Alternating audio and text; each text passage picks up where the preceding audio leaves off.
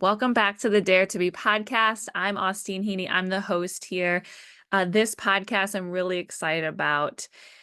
It's been brewing for a while, and in the winter time, we really get to come inward, and our energy, instead of it being out, we get to come in. It starts to come in, and it's a great time to really focus on establishing habits and routine and structure for yourself, and begin to build an internal relationship through those practices. And so before we get into the bulk of the podcast, which is about discipline and accountability and yogic philosophy of tapas, just want to touch base with you. So this season 1 is coming to an end. I have 2 more episodes, 9 and 10, that are coming your way. And then I have a bonus episode planned. It's an interview with a wonderful human being who has such a story and a lot of wisdom to speak of. So I'm really excited to share that a bonus episode with you. You can look for that, or know that that's going to be coming around mid-December. And then I'm going to be taking a break from this podcast and coming back with season 2, hopefully around February, March-ish. Okay, so here we are. We're on video again. For those of you who are listening just audio, I'm also doing this through video, and I post it up to YouTube. So if you like to see someone's face and kind of how they interact with you and their body language, you can head there and be with me on YouTube. So this podcast, accountability tends to be something that I'm decently good at. And I've been really searching for why am I good at it, and how can I explain the bridge from the thing I want to do and then executing it or making it a part of my life? Like, where does my discipline come from, and how do I make this bridge really clear so I can share it with others? Like, I feel like accountability and discipline is something that I have in me that I am meant to share and help others get there. So this podcast comes from that space and my studies around discipline, tapas, and accountability and inspiration, motivation. So that's what we're going to be talking about here. So real quick, why are we here? Why am I here? Why am I even podcasting? And why do I have a YouTube channel? And what am I doing here, right? I just want to share with you that I do what I do because my goal with all my offerings is to support and help people create, strengthen, and deepen their relationship with themselves. I want to convince people that they're worth great effort. Like, I want to convince you that you are worth great effort, great time, and great investment, and that you're worth the life of your dreams. I want to help people like you legitimize what they want, and by establishing connection with themselves through movement, yoga, philosophy, self-study, massage, and bodywork, retreating, all the different offerings. Like, that's my goal with all of those, is to help you legitimize, these are my dreams, this is me, this is what I want in life, and no one can take that away from me.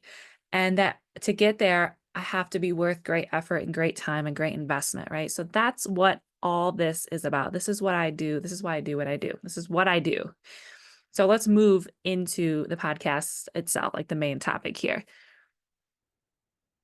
So I see a lot of people agitated and anguished by this contraindication of who they are. Not contraindication, because that is something very different. This conflict of who they are trying to be. Hold on. I want to start that all over because I want this to be very clear. So we're going to try that again. I see a lot of people agitated, a lot of people anguished, because there's a conflict and a contradictory with who they are trying to be versus who they really are. So who they're trying to be, and that could be based on society expectations and standards and roles have been pushed down their throats and into their head their entire life, and they're like seeking to be that person. They're trying to be that person, and they're always going out, right? And they're always going forward. And I see this in conflict with who they actually are. And this doesn't mean that, it's interesting. Like, you can seek no matter what you do, whether you're seeking to become something else or you're seeking to become who you are, like you're moving away from who you are currently. Okay. And so to get to who you really are, which I think is really important because this has a little controversy around it, but I believe that you can be anything that you want to be only if it's aligned with you. Like you have a certain purpose and dharma and role, and you have certain like qualities about you and uniqueness about you that no one else has. And I think we should tap into those instead of trying to change that. So it's the practice of becoming who you are is really coming inward and downward instead of out and up, which is like you trying to mold yourself into whatever picture you think you should be. And that's that who you're trying to be. So I say this because part of this concept of becoming who you really are requires a lot of time with yourself. And to get, in these practices that we do, that I've mentioned in the past, like loads of practices, like go back through the podcast episodes and you'll get a bunch of them.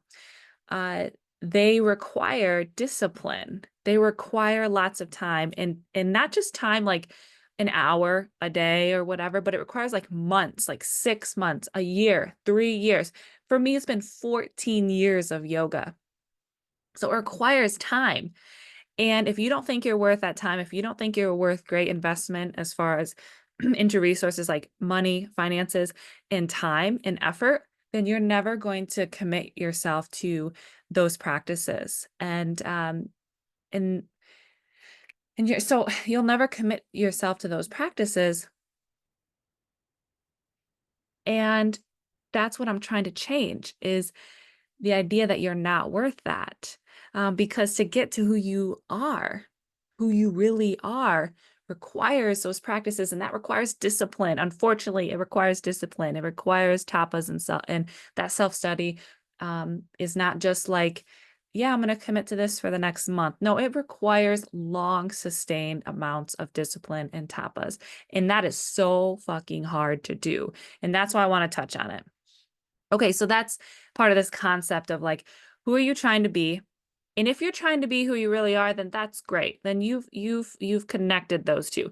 But if you're trying to be something else, like if you don't know who you're trying to be, or if you have a disconnect with who you're trying to be versus who you actually think you might be, like that's where the disconnect is. Okay. And to get to know yourself, to reverse the effort into becoming who you are versus molding yourself into something you think you should be, that requires a lot of time and effort. All right. Hopefully, I feel like I just kept beating that. So we're just going to move on. But that is where this all comes from, is this anguish and agitation that I see when people are constantly moving forward and out instead of downward and inward into who they are. And like I said, to get there, you need discipline. So we're going to talk about discipline and accountability.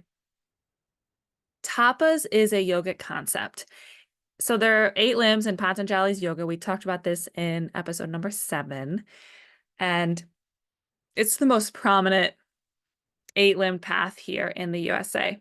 It has some good shit in it though, right? I've talked about that. I like the 8 limbs. It has some really good philosophies in there. Okay, so this idea of tapas, it's the second limb of yoga in the 8 limbs. It's number 2. And it's the third one of the second limb. So in the second limb of yoga, there's 5 different niyamas, 5 of them. And tapas is the third one, the third niyama, called tapas.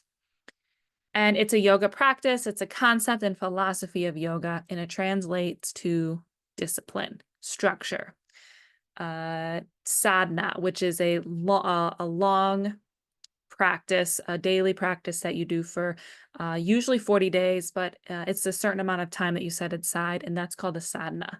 When you decide, I'm going to do this every day for this amount of time, for this length of time, that's what I've committed to. That is a form of practice called a sadhana.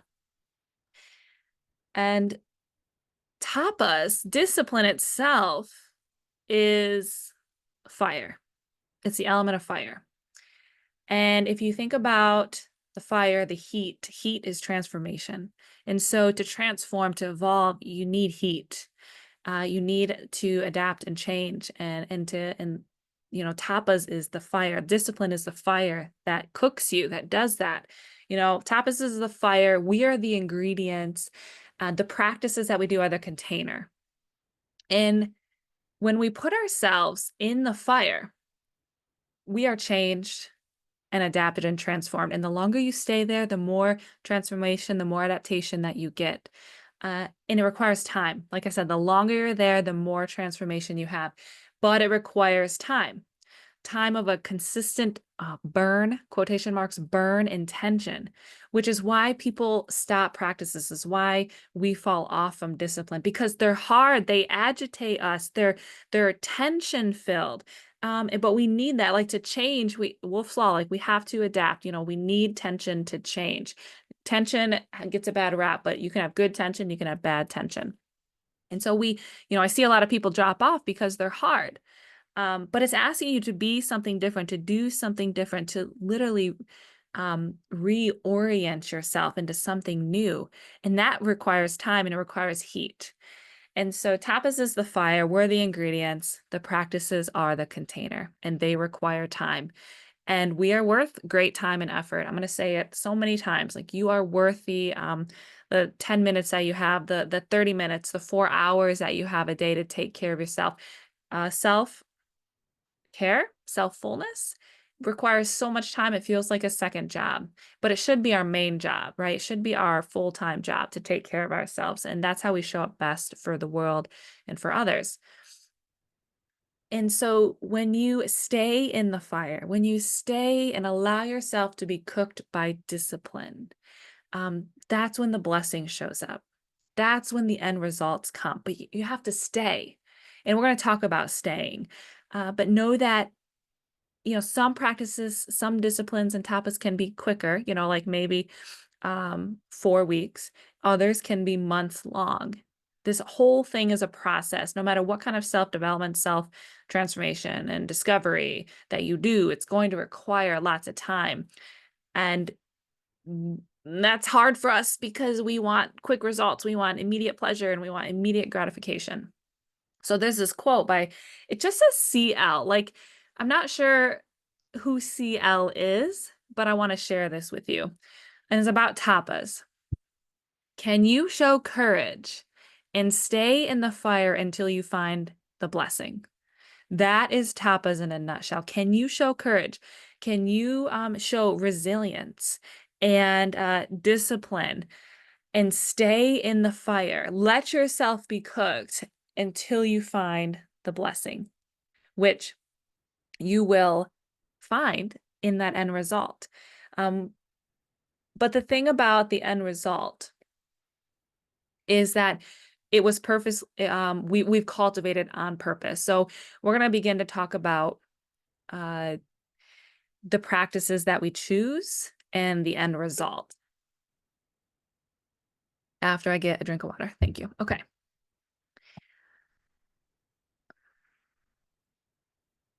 So we stay in the fire until we find the blessing, the end result. And we just don't happen upon a specific end result or blessing. Now, there are going to be blessings and end results that we get that we didn't foresee, because that's just part of the process. You can't see the future. But we just don't pick a practice or discipline practice or a new habit willy-nilly, or just because everyone else is doing it. What I recommend with your discipline, with your habits, with your structures and routines you're trying to change, is that you pick intentional practices and exercises that produce a certain outcome in you, or you're interested in finding out the income. That's going to give you more inspiration to stick with it, because you've selected it for a purpose, for a future self of you that you want to have as part of your life. So the end result and the blessing that you're searching for, like, you are intentional about what you're searching for. And now you're going to get those blessings and those transformations that you don't see coming, because that's part of being cooked, and that's part of nature. That's part of being and not being able to see the future. And depending on the amount of heat and the amount of discipline that you have, right, the amount of ingredients and effort you put into it, you're going to get slightly different results. They're going to be varied. But all this to say that, when you pick discipline, practices, and habits to bring into your life, they're not just because everyone else is doing it. Your intent here is very specific to you, and you either know the impact that you're hoping that they're going to have on you, or that you've done them before and you know what they're going to do for you, or you're curious and you're interested in finding out. So you're going to do it for a length of time to see kind of what evolves and what transforms within you based on this practice. Like, we bring curiosity around it. So when you are picking discipline, practices, and habits, and creating new structure in your life, do it with real intent and purpose. When you are practicing, like when you are going on this journey of establishing new routines and habits, they don't need to be daunting. They don't need to be completely different than what you're doing now. If you stick to realistic small efforts, you're going to see that you are able to stick with them for the time that you want, a longer period of time. And you're going to not be as easily swayed, because small efforts, even though you're worth great effort, the small efforts begin to add up into that great effort. And so we just don't want the new practices and habits and routines to be huge and daunting. We want realistic small efforts to start with. I've said that before in this podcast, in previous episodes. So just know what you're practicing for. Like, know what you're practicing for, which really leads us into inspiration, because you want to know what you're practicing for, because that's going to be your anchor to your why. Why am I doing this? Why am I letting myself cook? Why am I getting up at 5 a.m. to do this? Why am I going out when it's cold outside? Like, you got to come back to your why. And so part of your why is going to help inspire you to keep going into your discipline, into your tapas. Okay. I'm going to talk about 4 main components of discipline that I want to discuss and just give you some thoughts on. Okay. So inspiration is one of them. Inspiration is your why. Part of it is your why. And so I always recommend that people do the 5 whys. 5 why practice. I've shared it before on the podcast. You first ask yourself, okay, why do I want to do this? Like, say your goal is to quit snacking at night, which is actually one of my big habits I'm trying to do right now. So I've done this exercise. I'm trying not to snack at night. Say that's maybe one of your new habits and routines that you would like to bring in. You ask yourself, why don't I want to snack at night, Austeen, or insert your name there? And you say, well, I would like to not feel heavy when I go to bed. Why don't you want to feel heavy when you go to bed? And you keep going down as deep as you can into your bottom why, of like your deepest why. And usually what I've seen, at least in myself, my bottom whys, they aren't really for me. They're for how I want to show up in the world for others. And that's just something I've seen with myself. Doesn't mean that is it for you. And so part of your inspiration here is knowing your why, and go as deep as you can go with it. Go as far down as you can go, like keep going. And then another, thing with inspiration is, follow others who are inspiring. Surround yourself with others who have the habits that you want. The proximity principle, right? Like, you are like, whoever you're closest to, the 5 people that you're closest to, like, they make up you. And so put yourself in circles that have these philosophies and thoughts and habits already established. And that's going to be really inspiring. So first component of discipline is Be inspired by your own why, deep as you can go, and by others. Be purposeful and intentional with how you surround yourself and who you follow on social media. Okay, second component is motivation. Motivation is fleeting. It is unreliable. You can't lean on it. It's going to come up and then it's going to go right back down. It's going to come up. It's going to go up and down, up and down, up and down, up and down. It's not sustainable. So know that motivation is fleeting. Motivation is helpful though.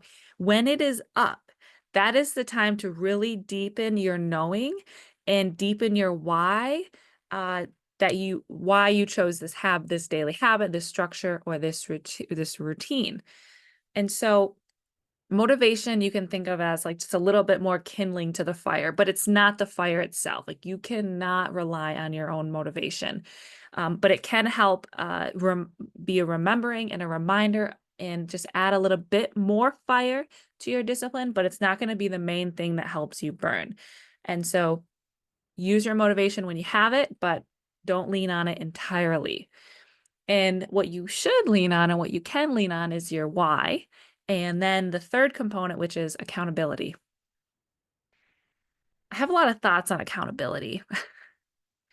One is invest in someone to help keep you accountable, especially if it's something that you've tried before on your own and you can't do it. Then you can invest in someone financially or time-wise or a friend, but like invest in someone to help you stay accountable. Put money down on yourself. That was one of the most powerful things I did. When I started to bet on myself, when I started to say, yeah, this is my intent for a month. If I don't do it, I'm going to pay you $200. You want to know what? I did that shit. I did it because I wanted to keep my $200 and I did not want to lose integrity with my word. So it held me like double accountable for doing the thing for a month. So that's a way to stay accountable, is putting money on yourself, betting on yourself. You can also find that reliable friend that will hold you to your word and lovingly give you some shit when you don't show up for it. That can be really helpful and important as far as accountability. Another thing with accountability is, of course you can hear, I'm sure you've heard, put it on your calendar, make a date with yourself, like schedule it in your day. Like all those are great suggestions. I have found these ones to be more impactful. Bet on yourself, like invest in yourself, put money down on yourself, and find a reliable friend who's going to be like, hey, and you can even have like a little paragraph that they send you already written out. Like you give it to them. You're like, hey, when I don't show up, I want you to send this to me, or voice record yourself saying it, right? You could do either or, but a friend could simply be, hey, this is what you said you were going to do. And this is why you told me you wanted to do it. And I'm just being a mirror and reflecting this back to you. I'm starting to lose my voice. I was hoping I warmed up enough. So we're going to move through the rest of this in the next 5 minutes or so.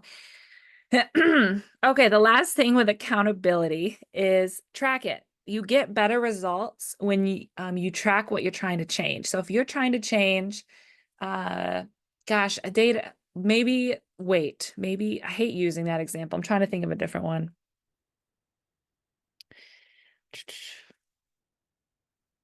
Protein intake, because you're trying to, build real strong muscles here. Let's do that. You need data. You need to see it consistently throughout the day, and has to be top of mind for you to really focus on making changes. So if you want to change something, whether it's, food, or it's body composition, or it's how much time you meditate, it's how many practices you do a day, it's how many yoga classes you attend in a month, like whatever it is, track it.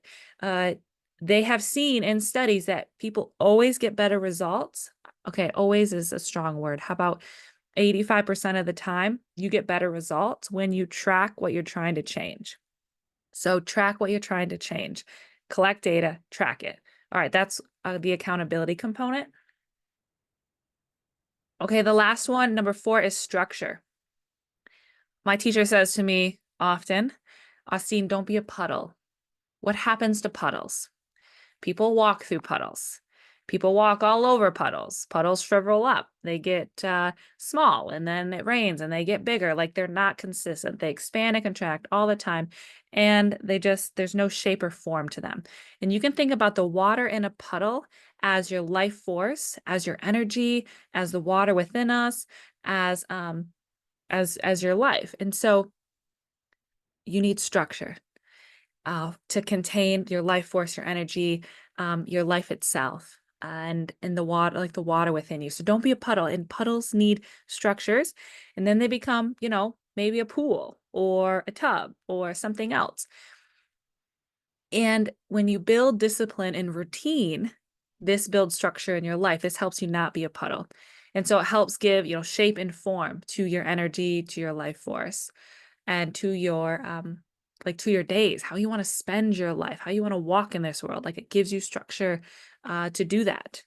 And this, you can think about the structure and the discipline and the habits as something that is a container and holds you together, like holds your vision in place. When you have structure, holds the big dreams and the goals that you have, and the person that you are. You are. That's it. The person you are, not the person you're trying to be, right? So, and if the person you're trying to be is who you are, great. Lovely. We made it there, right? Made it, quotation marks. And so build structure in your life. Not every part of your life needs to be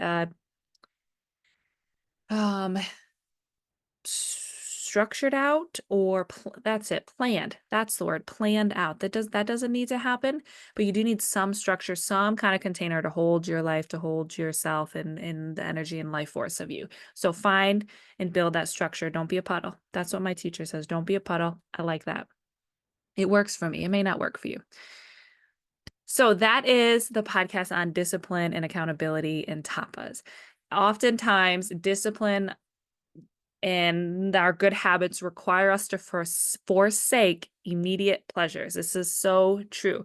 And this can be a really hard concept. It's hard to see that by removing immediate small pleasures from our life that are not the habits we want to embody, that we are actually giving ourselves greater pleasure, joy, and happiness later in life. It's really hard to see that in the moment.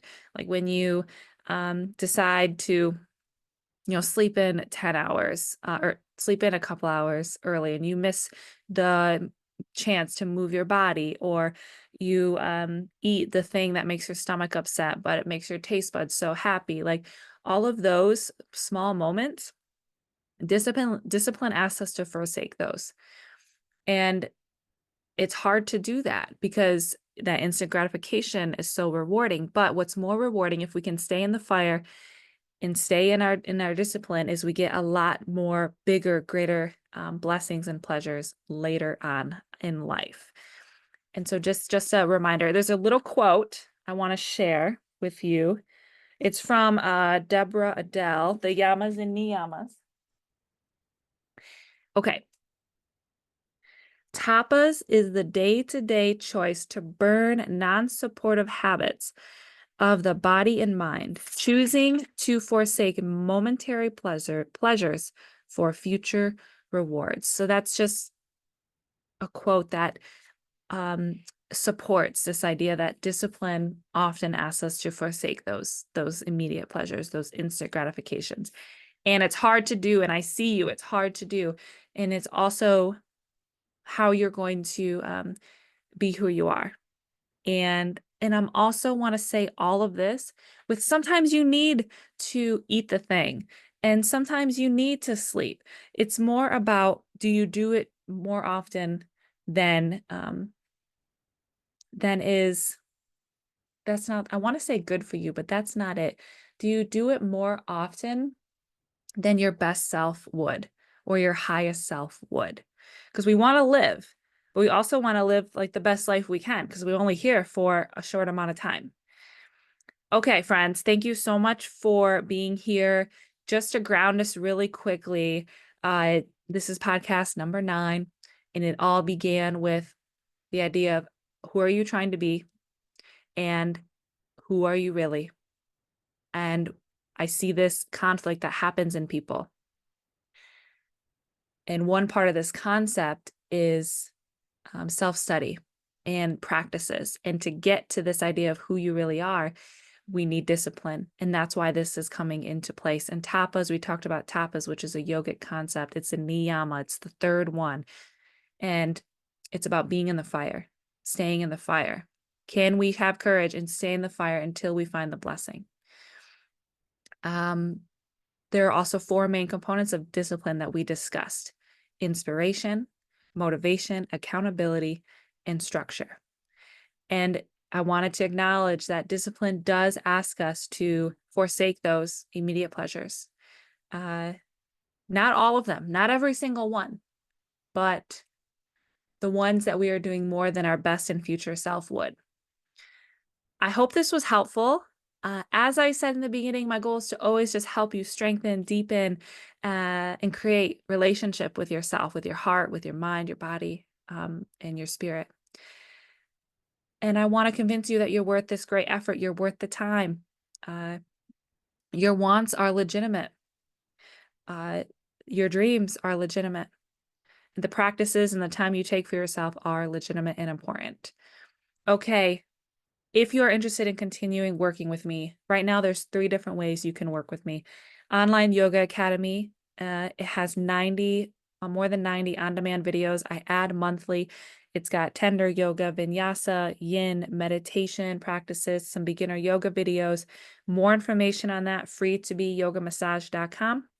It's $25 a month. There's a lot of different practices on there. You can cancel anytime. The second way is I'm teaching a yoga teacher training. I'm co-hosting, co-leading one in March of next year, March through June. Applications are open for that. We're taking 9 students because we want to keep it boutique style and really intimate. And that is 200 hours. It starts March 14th, goes to June 6th. Information on that is as well on freetobeyogamassage.com. And then I have 2 yoga retreats next year. One is in St. Croix on the United States Virgin Island. You don't need a passport. That is February 23rd through March 1st. I have 1 spot left, shared space, $2,500, worth every penny. And then there's Costa Rica happening June 8th through June 14th next year. There are plenty of spaces left in that retreat. The cost of it goes from $2,200 to $5,000, depending on what kind of room that you want. All the information for those are free on freetobeyogamassage.com or my website, austeenheaney.com. If you have any questions, if you have any thoughts, anything at all, please interact with me. You can shoot me a text through the podcast itself. I'd love to hear how this is affecting you and if it's helpful or not. This is why I do what I do, is hopefully to be there for you. So I would love to hear if this is assisting you. All right, if you could take a moment to subscribe or share or rate this podcast 5 stars, it would be so incredibly helpful, because this is how you get out in the world, is through word of mouth and reviews and testimonials like that. So thank you very much, and I'll see you guys next time for episode number 10.